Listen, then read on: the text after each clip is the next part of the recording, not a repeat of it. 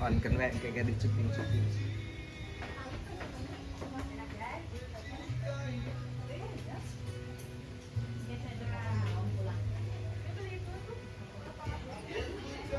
Kang Didi ngobrol santai ya.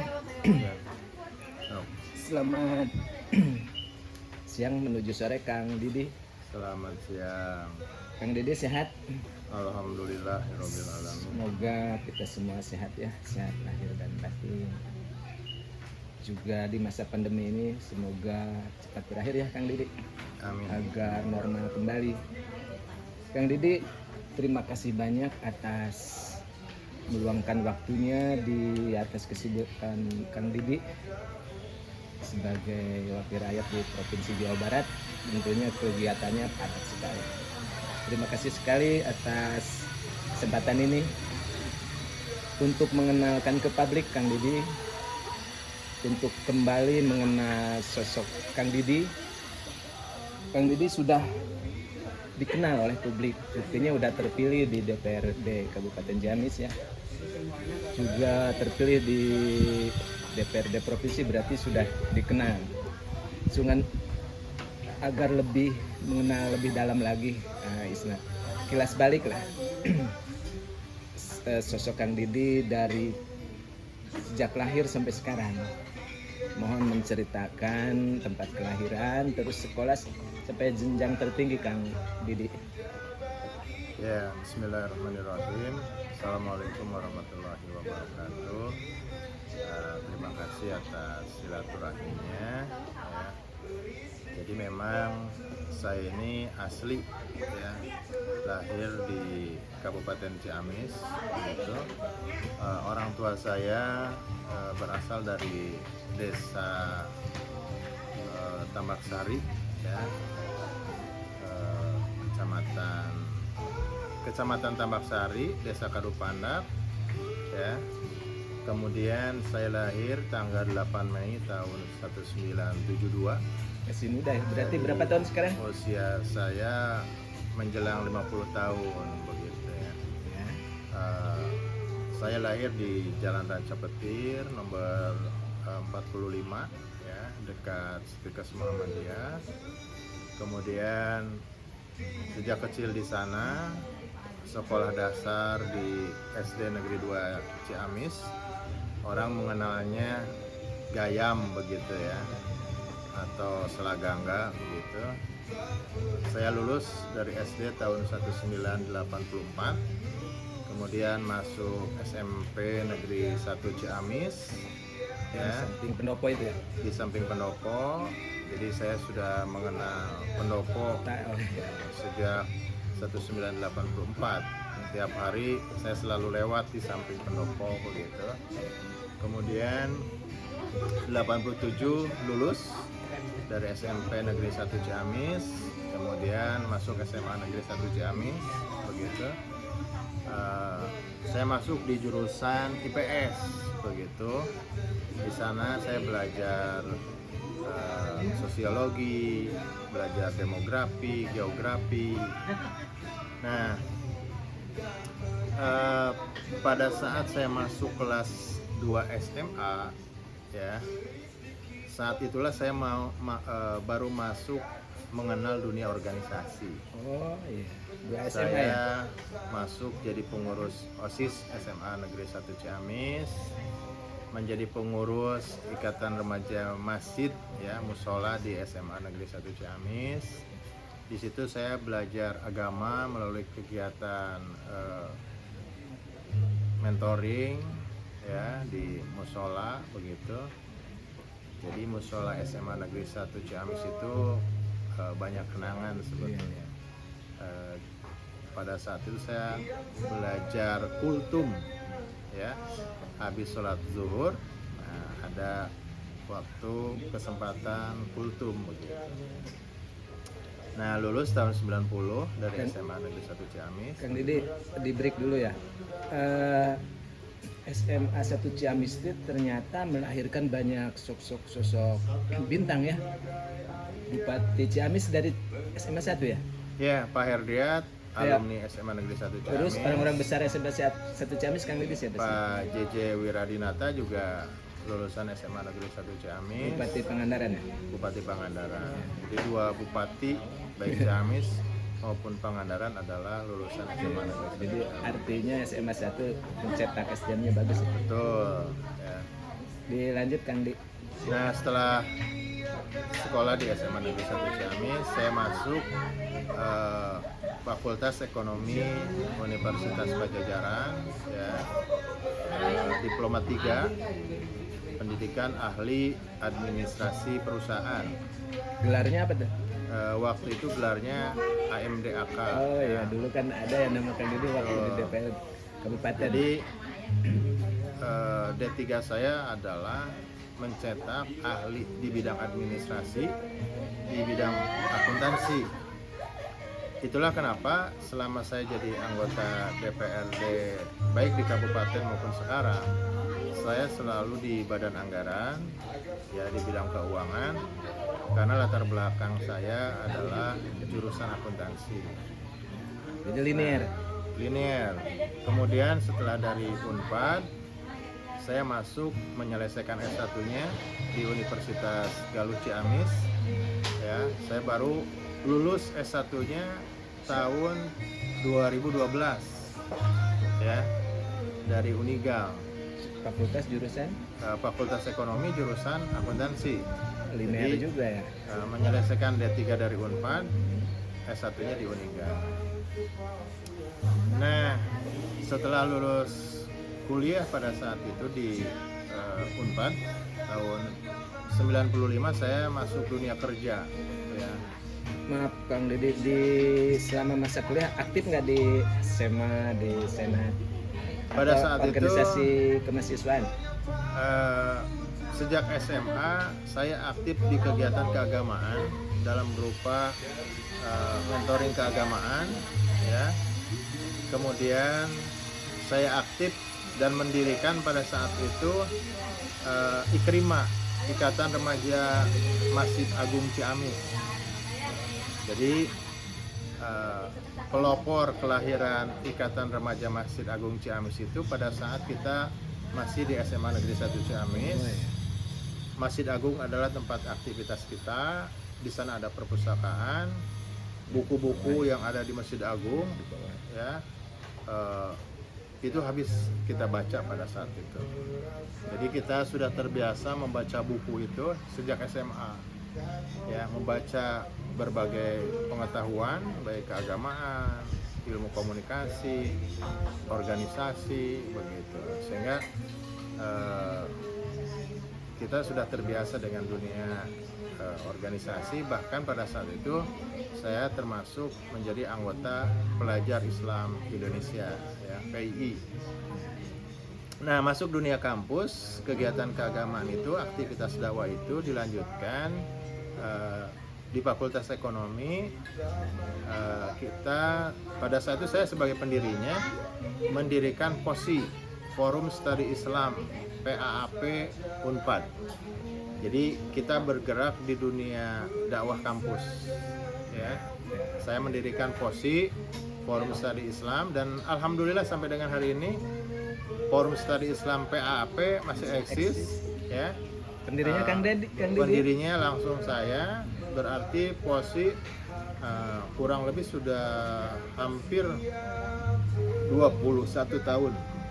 POSI itu singkatan dari Forum Studi Islam PAAP Unpad.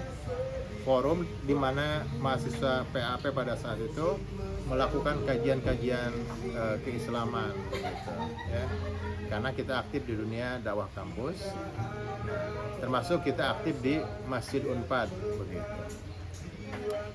Itulah asal muasal saya aktif di dunia dakwah, yang kemudian itu berlanjut kegiatan itu setelah saya masuk dunia kerja, masih berlanjut. Saya bekerja di perusahaan di Jakarta, Mitra Telkomsel. itu pertama kali kerja ya? Betul. Jadi kalau teman-teman mengenal handphone, Ya. ya, nah, yang membangun jaringan pada saat itu adalah perusahaan saya bangun towernya, bangun BTS-nya, ya. Pada saat Telkomsel baru berdiri tahun 96, begitu. Nah, perusahaan saya adalah mitra Telkomsel membangun jaringan telekomunikasi Se-Indonesia. se-Indonesia. Nah, 98 terjadi krisis ekonomi, kemudian saya kembali ke Ciamis pada tahun 98. Bersamaan dengan itulah kemudian Di masa reformasi lahirnya ya. masa reformasi, lahirnya Partai Keadilan, di mana para aktivis dakwah pada saat itu bersepakat membentuk sebuah partai yang namanya Partai Keadilan. Saya terlibat di pendirian deklarasi di Kabupaten Ciamis pada saat itu. Termasuk pendiri PKS Ciamis ya. Ya, termasuk sebagai generasi awal ya Partai Keadilan tahun 98 di Kabupaten Ciamis. Nah, dalam perjalanan waktu selanjutnya 2004 saya menjadi anggota DPRD Kabupaten Ciamis. Pada saat itu Partai Keadilan Sejahtera punya 4 kursi dan salah satunya adalah saya, dan saya diberi amanah menjadi ketua fraksi PKS pada saat itu. Kemudian 2009 saya terpilih kembali untuk periode yang kedua, dan pada saat itu saya mendapat tugas sebagai wakil ketua DPRD Kabupaten Ciamis. Nah, Periode ya di Ciamis ya. 2 periode, dan kemudian 2014 saya melanjutkan tugas saya sebagai anggota DPRD Provinsi Jawa Barat, terpilih dari daerah pemilihan Kuningan, Ciamis, Banjar, Pangandaran. Saya kira perjalanan berapa puluh tahun ya, dari semenjak tadi SD, SMP, SMA, kuliah, kemudian jadi politisi, jadi anggota DPRD, ya, dan sekarang saya sedang melaksanakan tugas saya sebagai anggota DPRD Provinsi Jawa Barat untuk periode yang kedua, begitu. Komisinya di DPR provinsi. Pada saat saya masuk jadi anggota DPRD Provinsi Jawa Barat, periode yang pertama saya pernah menjadi ketua Komisi 2, ya. Ketua Komisi 2 yang membidangi masalah pertanian, peternakan, masalah UMKM, koperasi, perdagangan, pariwisata. Dan sekarang juga saya masih duduk di Komisi 2 di bidang yang sama, walaupun tidak lagi menjadi ketua komisi, gitu. Kang Didi, itu karir politik ya.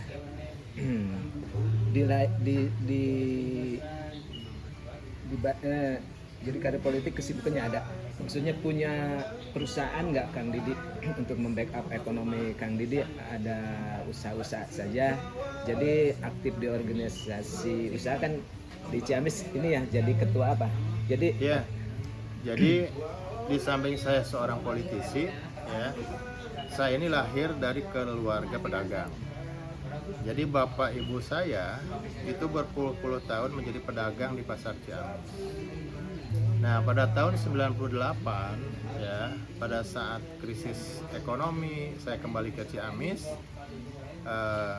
Kebetulan pada saat itu orang tua saya kena stroke, dan saya melanjutkan usaha bapak saya menjadi pedagang di pasar Ciamis. Dan sampai dengan hari ini ya, jongkok saya masih tetap berjalan, berjualan sembako. Bahkan saya pernah 2 periode memimpin menjadi ketua himpunan pedagang pasar Ciamis. sekarang masih Karena sudah 2 periode, Oh, iya, 2 periode. ya, kepemimpinan itu diganti oleh yang lain. Jadi saya ini tidak pernah keluar dari dunia politik dan tidak pernah keluar, bahkan ini yang menjadi asli saya sebetulnya adalah pedagang, pengusaha. Nah, kalau dulu saya bergerak di bidang perdagangan sembako, sekarang saya masuk ke bisnis kuliner. Oh ya. Nah, jadi tempat ini kafe dan resto Saung Sawah Sukamaju ini bisnis kuliner yang saya jalani kurang lebih sudah berjalan hampir setengah tahun. Oh, tahun ini juga ya. Ya. Jadi launchingnya bulan apa dulu? Ini sebetulnya mulai sejak bulan November, tetapi baru diresmikan secara resmi oleh Bupati Ciamis pada bulan April 2021 begitu. Jadi kurang lebih sudah berjalan 5 bulan begitu ya. Jadi konsep yang plusnya apa? Jadi untuk konsep Saung Sawah ini, Kang Didi. Jadi Saung Sawah Sukamaju ini adalah awalnya tempat bertemunya saya sebagai pejabat publik, sebagai anggota DPRD Provinsi Jawa Barat dengan konstituen saya. Inilah tempat di mana saya menerima tamu, mendengarkan aspirasi masyarakat. Jadi open house-nya di sini. Open house-nya di sini. Santai ya. Ya. Pada saat saya tidak kemana-mana, saya ada di Ciamis, saya selalu standby di Saung Sawah, sehingga kapanpun masyarakat Kabupaten Ciamis, ya, itu bisa bertemu dengan saya, bisa janjian dulu, bisa tanpa janjian dulu. Di Ya. rumah bersama Jadi ya. fungsi Saung Sawah ini, Ya. fungsi pertama adalah fungsi politik, di mana fungsi saya bertemu, mendengarkan keluhan, aspirasi masyarakat Kabupaten Ciamis, Kuningan, Banjar, Pangandaran. Kemudian fungsi yang kedua Saung Sawah ini adalah fungsi dakwah. Tempat ini dijadikan oleh saya tempat bertemunya antara guru dan murid. Ya, di sini ada pengajian, ada thalabul ilmi, ya, ada pertemuan-pertemuan antara organisasi masyarakat dengan anggotanya. Ya. Bahkan tempat ini bisa dijadikan resepsi pernikahan. Ini area zonasinya berapa? Sebetulnya Berapa tidak luas? terlalu luas, hanya kurang lebih 200 bata ya. 200 bata itu berarti kurang lebih 3.000 meter persegi lah. Terus dari pusat kota jalan protokol ibu kota berapa kilometer ke sini? Dari alun-alun sampai dengan ke sini kurang lebih 3 km. Jadi nggak sulit ya untuk yang luar kota. Hanya butuh waktu 5 sampai 10 menit ya. Jadi sangat dekat dari alun-alun dan mudah dikunjungi begitu, tidak susah mencarinya. Akses jalannya ya mudah begitu. Ini tempat kebetulan di sini ada balai benih ikan, Oh ya, ada ya BBI. ada BBI. Jadi ini pusat jalur masyarakat ya yang menuju alun-alun Ciamis.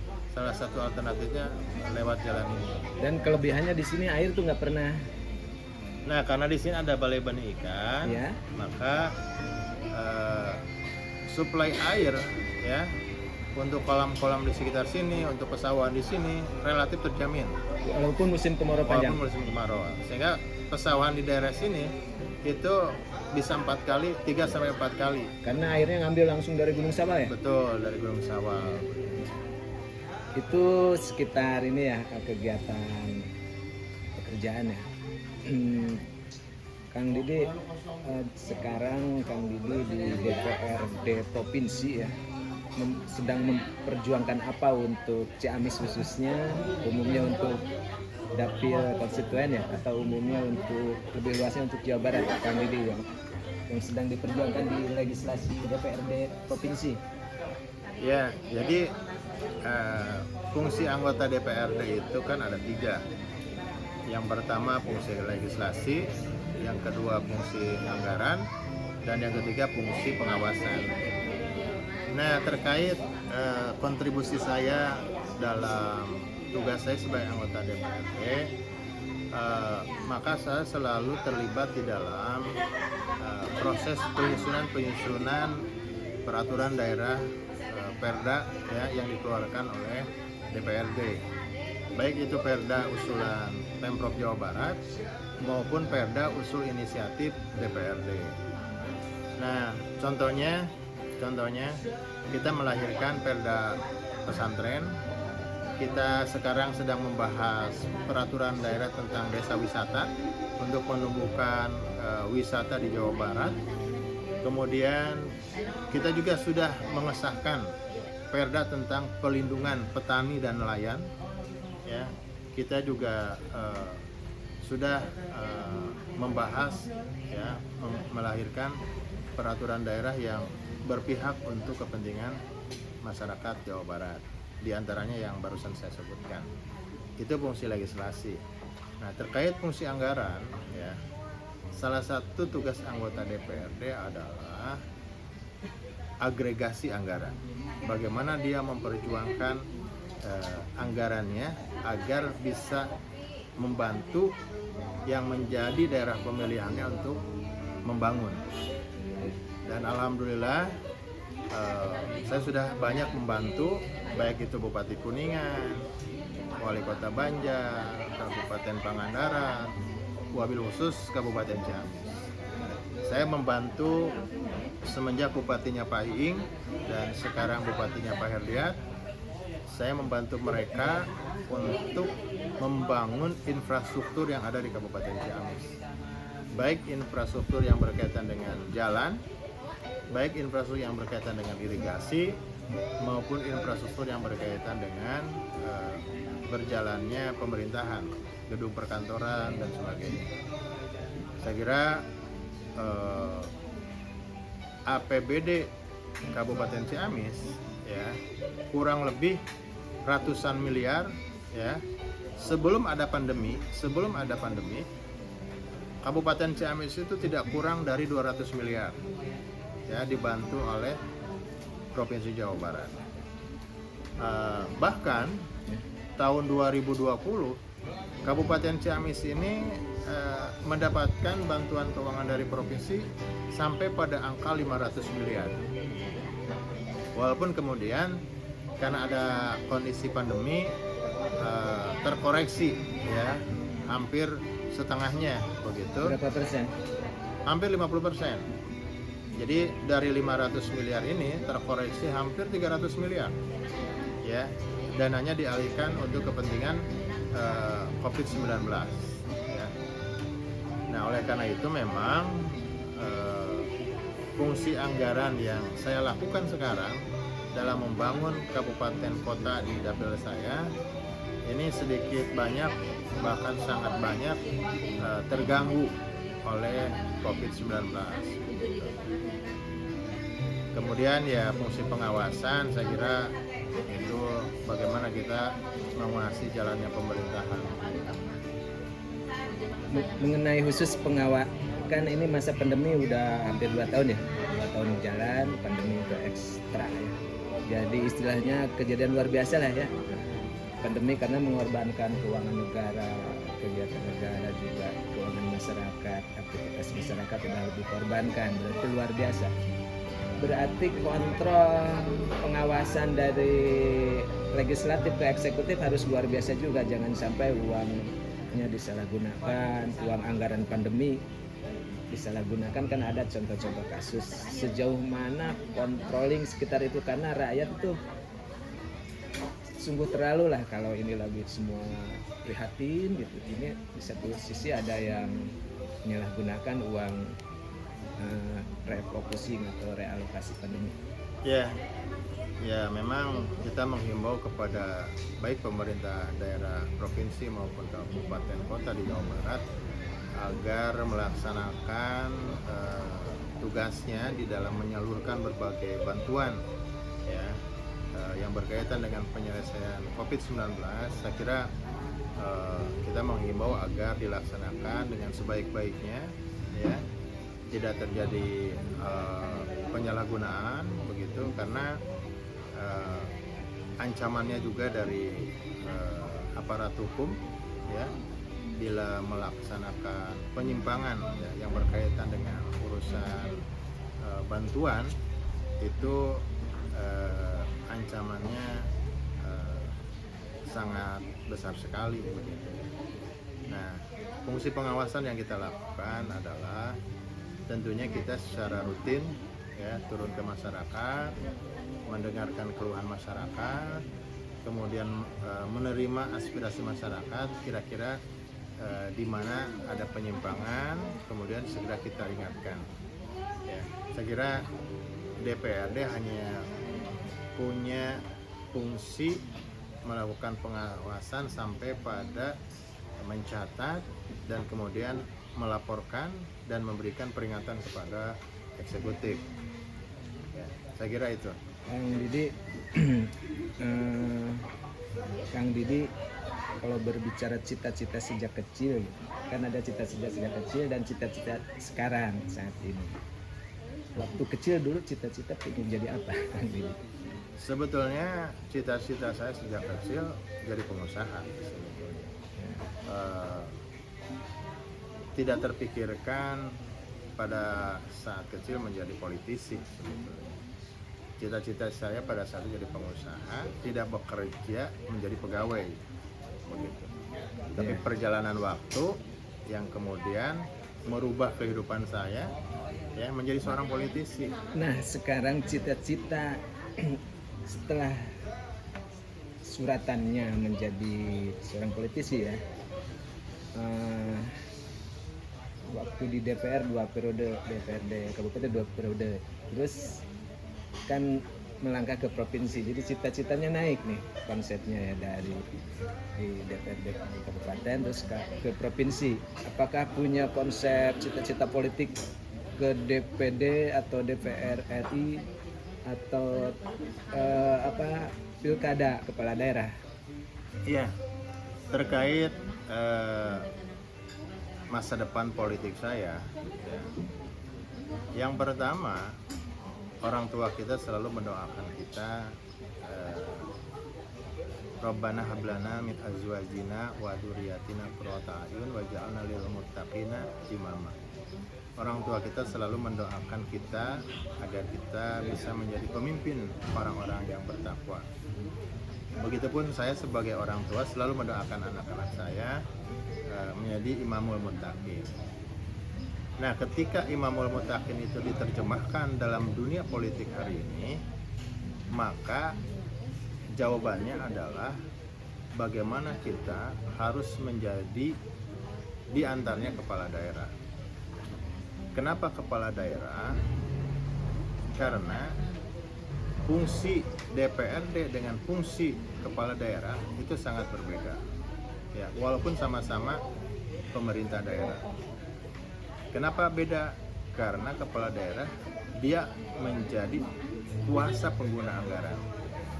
Dia bisa menorehkan ide gagasannya, punya keleluasaan kebijakan ya untuk mengarahkan APBD anggaran kepada ide yang menjadi gagasannya. Ketika saya ditanya apakah Pak Didi Soekardi ini setelah 2 periode di DPRD provinsi akan melanjutkan karir politiknya ke DPR RI atau ke pemerintah daerah. Nah, kemudian dengan tegas saya menyampaikan, kalau masyarakat meminta saya, kalau partai meminta saya, dan partai sudah meminta saya sejak 2019 kemarin, di mana partai meminta saya untuk maju di pilkada. Oleh karena itu 2024 saya memutuskan karir politik saya untuk maju di pilkada di tahun 2024. Kabupaten Ciamis. Kabupaten Ciamis. Jadi bupatinya? Jadi bupati ya, tidak jadi wakil bupati ya. Jadi targetnya jadi bupati dan tidak DPR RI. Jadi karir politik saya tidak saya lanjutkan ke DPR RI, cukup di DPRD provinsi agar terjadi regenerasi di tubuh partai ya, biar ada anggota partai yang menggantikan saya baik di DPRD provinsi ataupun yang nanti melanjutkan ke DPR RI. Saya ingin mencoba ya sebagaimana yang diminta oleh masyarakat untuk menjadi Bupati Ciamis. Pertanyaannya adalah kenapa tidak ke DPR RI malah memilih ke menjadi bupati? Karena ruang bagi kita untuk mengelola pemerintahan itu jauh lebih luas kalau kita menjadi eksekutif ya. Jadi ketika kita punya visi, misi, ide, gagasan ya, nah itu akan lebih teraktualisasi kalau kita menjadi kepala daerah. Dan tentunya menjadi kepala daerah ini bebannya berat. Tetapi dengan menjadi kepala daerah, maka kita akan punya kepuasan tersendiri. Kenapa? Karena di sana kita bisa membela, mengimplementasikan apa yang menjadi kehendak masyarakat. Jadi kalau saya ditanya, apa visi misi Pak Didi menjadi kepala daerah? Sederhana saya bilang, saya ingin menjadikan Kabupaten Ciamis menjadi kabupaten yang baldatun, thayyibatun, warabun ghafur. Masyarakatnya agamis, tetapi sejahtera. Jadi antara agamis dan sejahtera tidak bisa dipisahkan. Kita tidak hanya cukup agamis, tapi juga harus sejahtera. Dan ketika kita bicara sejahtera, maka minimal 3 hal. Yang pertama adalah pendidikannya tinggi, artinya masyarakatnya berpendidikan, ya, bukan hanya berpendidikan tinggi, tapi dia juga berakhlak. Kemudian yang kedua, masyarakatnya adalah masyarakat yang sehat, terjamin kesehatannya, ya, dan yang ketiga, daya belinya meningkat. Jadi masyarakatnya agamis, cerdas karena berpendidikan, tubuhnya sehat, dan kemudian dia masyarakat yang kaya karena punya daya beli yang tinggi. Itu cita-cita saya ya, ketika nanti saya kalau diberi kesempatan ditakdirkan oleh Allah menjadi Bupati Ciamis. Sekali lagi, masyarakat yang agamis, masyarakat yang berpendidikan, masyarakat yang sehat, dan masyarakat yang daya belinya tinggi. Kang Didi, menarik, alhamdulillah mendengarkannya. Enak sekali terdengarnya Kang Didi. Jadi cita-citanya terus ya, tidak berhenti. Sejauh mana Kang Didi mencintai Kabupaten Ciamis dan masyarakatnya, sehingga Kang Didi mau menciptakan, mewujudkan situasi yang tadi ya, baldatun thayyibun warabun ghafur ya. Jadi sejauh mana cintanya kepada Ciamis? Sejak awal saya jadi anggota DPRD, sejak di Kabupaten Ciamis, saya masih ingat dan teman-teman juga pasti ingat bagaimana saya concern melahirkan ya, bahkan menjadi inisiator lahirnya Perda Diniyah. Karena saking cintanya saya kepada dunia pendidikan, kepada dunia keagamaan, kepada masa depan moral masyarakat, moral anak-anak, ya. Saat itu kita berinisiatif melahirkan Perda Diniyah.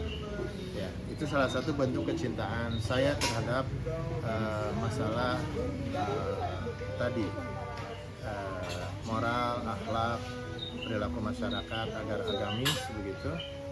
Ya, dan sampai dengan hari ini saya selalu konsen memperjuangkan kepentingan agama, kepentingan pesantren, kepentingan madrasah ya. Bahkan bukan hanya itu, saya juga sangat peduli dengan masalah kesehatan. Saya kira ibu-ibu kader Posyandu se-Kabupaten Ciamis, saya kira mengenal saya, bagaimana saya berjuang untuk para kader Posyandu ya, memperjuangkan nasib mereka, memperjuangkan program mereka ya, karena bagaimanapun ibu-ibu kader Posyandu ini ujung tombak dalam konteks stunting ya, masalah gizi ya, masalah anak, masalah balita ya, masalah kesehatan ya. Kemudian saya juga concern membangun infrastruktur di Kabupaten Ciamis, membantu tadi masa Pak Ing jadi bupati, masa Pak Herdiat jadi bupati, agar masyarakat Kabupaten Ciamis ketika infrastrukturnya baik, nah, maka perjalanan kegiatan ekonomi juga menjadi lancar begitu. Jadi artinya membangun dengan cinta ya, dengan cinta itu kan artinya dengan cara yang damai, harmonis, humanis ya. Ya, saya jadi Dewan 4 periode, selalu saya berkampanye kepada masyarakat, itu tidak dengan money politik. Saya selalu berdiskusi dengan mereka, menyambungkan pikiran dalam bentuk ide gagasan, dan terutama tadi menyambungkan silaturahim. Jadi bukti saya cinta kepada mereka, saya selalu siap ketika mereka mau bertemu, ketika mau bersilaturahim, bahkan saya selalu berupaya memenuhi undangan-undangan mereka. Artinya tulus dan ikhlas. Betul. Jadi Gitu. saya bertemu mereka dan mereka bertemu saya. Alhamdulillah kemarin dalam pemilu legislatif yang memilih saya itu kurang lebih 114.000 yang memilih nama Didi Soekardi. Saya kira itu bentuk kecintaan mereka kepada saya, dan itu juga hasil dari cinta saya kepada masyarakat saya begitu. Sehingga ke depan pun ketika saya mau jadi Bupati Ciamis, mencalonkan di Pilkada 2024, saya akan maju dengan ide gagasan, saya akan maju dengan silaturahim, saya akan maju dengan menyatukan hati dan pikiran kita ya, tidak berlandaskan pada pragmatisme, tidak berlandaskan pada amplop, uang ya. Saya ingin kita membangun Ciamis ke depan diawali dari kebersamaan karena satu pikiran, satu hati, dan kemudian satu langkah amal soleh ke depan antara saya dengan masyarakat, sehingga membangun Ciamis itu betul-betul bisa jauh lebih progresif, lebih dinamis, dan lebih sejahtera masyarakat. Dalam rangka ibadah ya? Tentunya semua akan menjadi afdol ketika kita semua meniatkan ibadah kepada Allah Subhanahu wa Ta'ala. Kang Didi Kang Didi kan orang politik. Kang Didi tahu janji Pilkada Haye, pemenang pemilu yang sekarang ya. Dia punya visi misi dan program. Itu janji politik. Nah, janji politiknya tertuang dalam RJPMD. Dan sekarang sudah berjalan 2 tahun berjalan ya. Menurut kacamata Kang Didi, memotret, meninjau, mengevaluasi atau mengkritisi sejauh mana visi dan misi serta program yang dijanjikan dari pasangan Haye. Saya kira setiap pasangan ya, pasangan bupati, wakil bupati, baik yang tidak terpilih maupun yang terpilih, pasti punya visi misi yang baik. Termasuk pada saat Pak Herdiat dan Pak Yana maju menjadi calon bupati, menyampaikan visi dan misi. Dan setelah kemudian dilantik pada bulan April ya, kalau tidak salah tahun 2019, saya kira tugas berat bagi Pak Herdiat adalah merealisasikan janji-janji politiknya. Saya kira 2 tahun ini ada yang sudah terrealisasi janjinya, dan juga ada yang belum terrealisasi. Saya kira yang mana yang sudah, mana yang belum, saya tidak terlalu hafal ya. Yang jelas salah satu yang sudah direalisasikan adalah janjinya memberikan honor ya kepada RT RW, itu salah satu yang sudah beliau tunaikan gitu. Walaupun ada janji-janji beliau yang belum terrealisasi. Dan memang pemerintahan Pak Herdiat hari ini punya beban yang sangat luar biasa pada saat tahun 2020 kita ada pandemi COVID-19 ya. Sehingga pemerintahan Pak Herdiat ini, bukan Pak Herdiat saja, saya kira seluruh bupati wali kota se-Indonesia mengalami hal yang sama ya, mengalami kesulitan keuangan, mengalami kesulitan pergerakan begitu ya. Tapi saya mendoakan mudah-mudahan Pak Herdiat dengan Pak Yana bisa melampaui masa kritis ini, masa pandemi ini begitu, sehingga beliau bisa merealisasikan janji-janji politik dia. Yang Didi kan sisa periode HY setengahnya lah. Visi misinya kan luar biasa, kemandirian ekonomi sejahtera untuk semua. Terus di programnya juga adalah bukti dari visi misi itu. Kalau lihat masa pandemi seperti ini mungkin terrealisasi atau tidak? Saya kira saya tidak tahu ya, ketika kemarin RPJMD-nya kan mengalami perubahan. Apakah target-targetnya dirubah? Seperti apa begitu? Yang jelas memang kalau melihat visinya ya tadi, kemandirian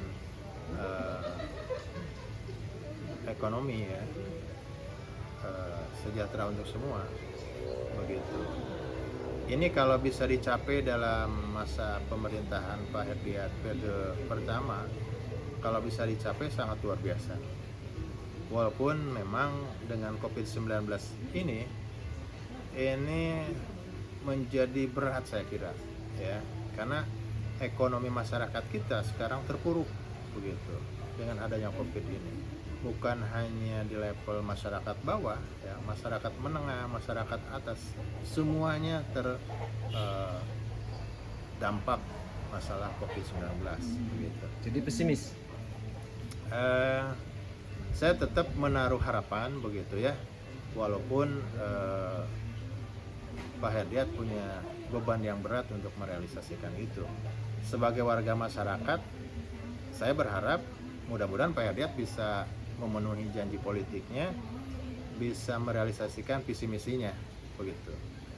Walaupun misal nanti akan sama-sama maju misal di Pilkada 2024 ya.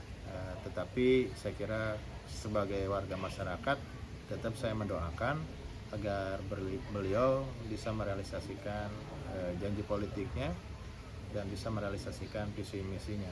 Kalau itu bisa dia lakukan, saya kira masyarakat Kabupaten Ciamis akan memberikan apresiasi. Tapi ketika itu tidak berhasil, saya kira akan ada resiko ya yang harus ditanggung ya, karena bagaimanapun pasti masyarakat kadang masyarakat itu tidak melihat alasan pandemi begitu. Karena masyarakat tahunya tadi ada janji, terrealisasi atau tidak ya. Padahal kalau kita ya sebetulnya kalaupun tidak terrealisasi karena memang ada masalah COVID yang membebani begitu, sehingga capaian-capaiannya menjadi berat begitu. Karya monumental HY selama 2 tahun berjalan yang dilihat kan kelebihan asli Ciamis kalau ini ya. Menurut Kang Didi ada nggak perbedaan antara bupati sebelumnya dengan yang HY ini? Sebetulnya sampai dengan hari ini sih belum. Apa mungkin karena tadi ya ada COVID-19, dan saya kira pasti faktor utamanya kendalanya di masalah COVID-19. Tapi sampai dengan hari ini saya belum melihat perubahan yang signifikan dibandingkan misal dengan pemerintahan pada masa Pak Iing. Nah, Bang Didi, sekarang new eranya era darurat pandemik udah 2 tahun, dan itu merubah peradatan dan peradaban dengan PPKM ya, protokol 2 tahun. Berarti artinya kondisi negara dan masyarakat berbeda nih, baik keuangan dan seluruh sektor kehidupan. Artinya nanti pimpinan kepala daerah khususnya Ciamis saja berarti harus punya kriteria khusus dan punya konsep khusus, karena ini pandemi ini telah merubah segala sesuatunya.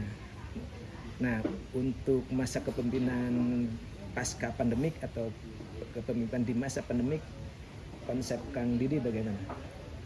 Jadi begini, dalam situasi sulit seperti ini, ya memang dibutuhkan seorang pemimpin yang memiliki jiwa kepeloporan dan kepahlawanan, ya karena memang bebannya sangat luar biasa.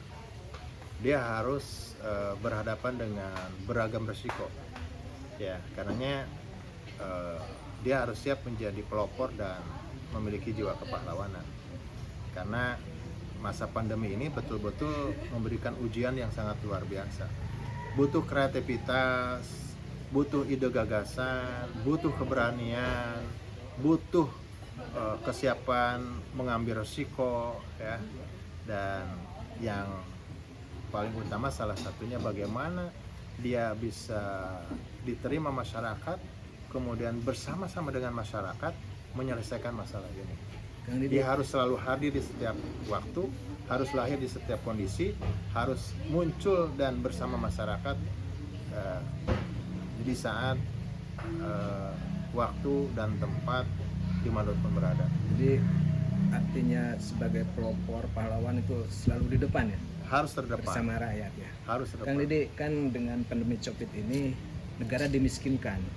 Tadi seluruh sektor UMKM, masyarakat dimiskinkan, artinya posisi Kabupaten Ciamis defisit miskin. Posisi sekarang aja fiskal kan ada dalam posisi high grade, 30% turun dari biasanya. Artinya miskin saja. Artinya Kang Didi, pemimpin harus memimpin rakyatnya, harus memimpin jajaran eksekutif untuk pola hidup sederhana, gaya hidup sederhana, tidak seperti sebelumnya. Jadi kemewahan-kemewahan fasilitas harus berani diturunkan, karena yang tadi itu ya keterbatasan. Bagaimana konsep kesederhanaan dalam memimpin di masa pandemik, pasca pandemik, dan tipe kepemimpinan yang sederhana bagaimana menurut Kang Didi? Iya, jadi dengan situasi fiskal yang sangat terbatas, maka yang harus kita lakukan adalah pertama, memilih program yang paling strategis.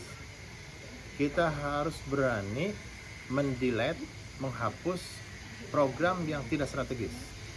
Jadi yang pertama adalah harus berani menentukan program yang paling strategis di masa pandemi adalah seperti apa. Baik yang berkaitan dengan masalah kesehatan, masalah ekonomi, masalah pembangunan, dan seterusnya. Tentukan program-program yang paling strategis. Yang kedua, ya, kita harus berani melakukan efisiensi di berbagai bidang. Ya, uang yang kita keluarkan, uang yang kita anggarkan harus benar-benar itu menyangkut hajat hidup orang banyak. Ya, kalau perlu kita jalan kaki. Kalau misalnya biasanya bupati itu berkunjung ke satu daerah dengan sekian banyak rombongan, lakukan efisiensi. Jadi banyak hal yang bisa kita lakukan efisiensi, ya, dari hal-hal yang kecil sampai hal-hal yang besar, ya, yaitu menghapus program yang tidak strategis. Nah, yang ketiga, ya, kolaborasi. Kita harus mampu melakukan kolaborasi dengan berbagai komponen masyarakat, baik swasta, profesional, atau dengan masyarakat itu sendiri. Jadi antara pemimpin dengan masyarakatnya harus menyatu sehingga terjadi koneksitivitas, ya, menyambungkan hati di antara pemimpin dengan masyarakatnya, dan kemudian bersama-sama melawan COVID-19. Nah, oleh karena itu, untuk membangun itu semua, saya lebih setuju kalau semua program pembangunan itu dipadat karyakan. Ya, kenapa dipadat karyakan? Karena ekonomi akan berputar di pedesaan, akan berputar di masyarakat umum, di masyarakat banyak, sehingga bisa meningkatkan ekonomi masyarakat sekitar. Lebih merata ya. Nah, jadi program padat karya ini bisa menjadi program unggulan yang bisa kita realisasikan di masa pandemi, sehingga terbangun hubungan pemerintah daerah dengan pemerintah desa dengan masyarakat di grassroots, saya kira. Kang Didi, karena Kang Didi cita-citanya ingin mengabdi jadi kepala daerah di Kabupaten Ciamis, berarti lihat tracknya tadi Pak Kang Didi sudah sangat mengenal betul Ciamis, baik dilihat dari Ciamis maupun dilihat dari provinsi ya. Aset potensi Ciamis yang menurut Kang Didi adalah sebuah aset yang masih perawan lah, belum dikembangkan oleh pemimpin-pemimpin yang entrepreneur di Kabupaten Ciamis. Aset potensi apa saja Ciamis yang menurut Kang Didi ini aset potensi yang bisa tadi kesejahteraannya meningkat, kemandiriannya juga meningkat, yang Balatun Toyo Batun Walun Gopurun sangat memungkinkan untuk dikelola. Saya kira mayoritas masyarakat Kabupaten Ciamis itu berada di pedesaan. Jadi kalau kita ingin meningkatkan ekonomi mereka, ya maka pembangunan harus diarahkan pada sektor yang berkaitan dengan kehidupan keseharian mereka. Oleh karena itu pembangunan pertanian, perikanan, peternakan, ya itu harus menjadi prioritas utama. Ya. Nah, kemudian setelah sektor itu baru ada sektor berikutnya yang kita sebut dengan wisata. Nah, ini yang kita maksud, bagaimana kita Provinsi Jawa Barat punya program sampai harus diperdakan, yaitu desa wisata. Jadi membangun desa di sektor pertanian dan peternakan, pada saat yang sama juga menggali potensi wisatanya. Ya. Nah, kemudian setelah itu dibangun, kita jamin berkaitan dengan pendidikan dan kesehatan mereka, agar anak-anak mereka pendidikannya bisa jauh lebih tinggi. Ya, kalau sekarang rata-rata lama sekolah di Ciamis misal SMP itu harus kita tingkatkan jauh lebih tinggi lagi. Kemudian berkaitan dengan kesehatan, kita harus bisa menjamin jangan sampai ada masyarakat Ciamis yang karena masalah kesehatan kemudian dia meninggal dunia dan kita tidak bisa menolong dia misalnya. Bagaimana nanti kita harus berpikir agar masyarakat itu merasakan ada jaminan ya dari pemerintah daerah terkait masalah kesehatan mereka. Jadi mengenai aset potensi pertanian dalam luas, pertanian makro tadi ya di desa sama pariwisata, berarti harus dikelola secara profesional dalam kerangka UMKM ya, UMKM. Jadi ada UMKM kan sifatnya ada izinnya gitu, jadi ada pembinanya. Yang berkaitan dengan masalah itu yang pertama adalah bagaimana meningkatkan produktivitas pertanian. Ya, jadi produktivitasnya yang ditingkatkan. Apakah dengan memberikan teknologi, ya, memberikan penyuluhan atau apa nanti yang lebih profesional lebih tahu, saya kira.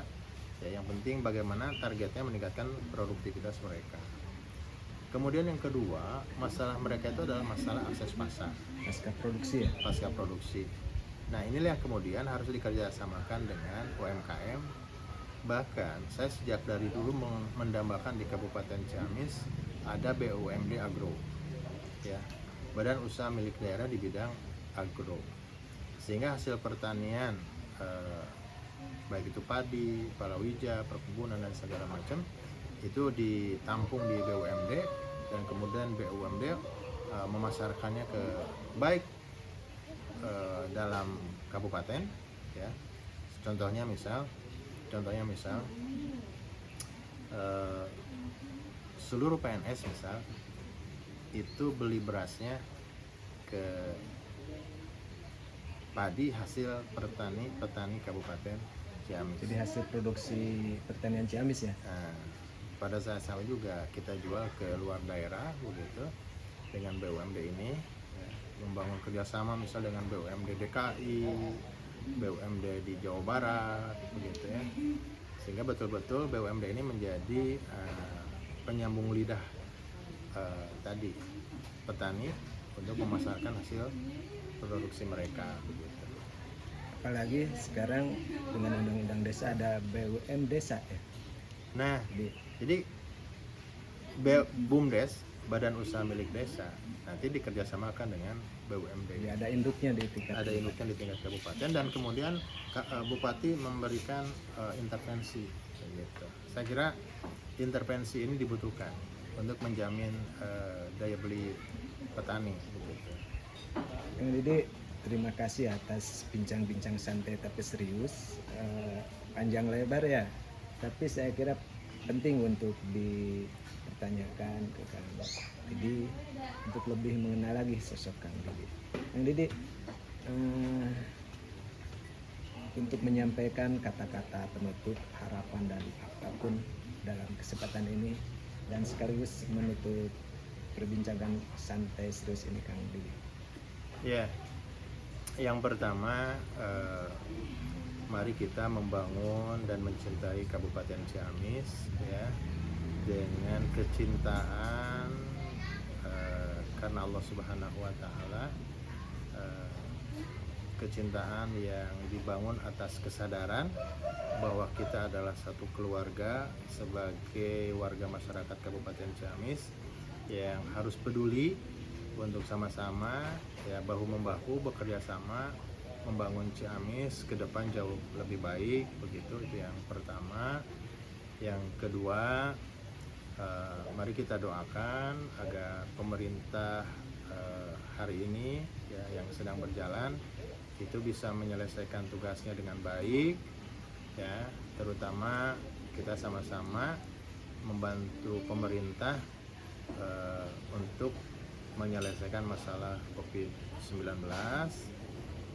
Kemudian yang terakhir dari saya, kalaupun nanti saya maju di Pilkada 2024, saya ingin mengajak masyarakat untuk memilih pemimpin tidak karena pragmatisme, tidak karena diberi uang ya, tetapi pilihlah calon pemimpin yang memang benar-benar dipercaya bisa menghadirkan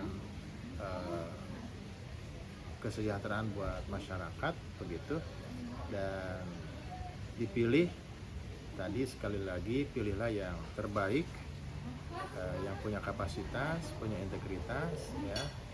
Tidak harus saya ya, siapapun silahkan, tetapi saya menghimbau memilih pemimpin tidak karena pragmatisme, tetapi carilah pemimpin yang memang betul-betul ingin memimpin masyarakat dengan adil ya, dengan niat ibadah kepada Allah Subhanahu wa Ta'ala. Jika pemimpinnya dan masyarakatnya seperti itu, saya kira baldatun thayyibatun warabun ghafur bisa terwujud di Kabupaten Ciamis. Demikian saya kira. Assalamualaikum warahmatullahi wabarakatuh. Terima kasih Kang Didi, selamat sore.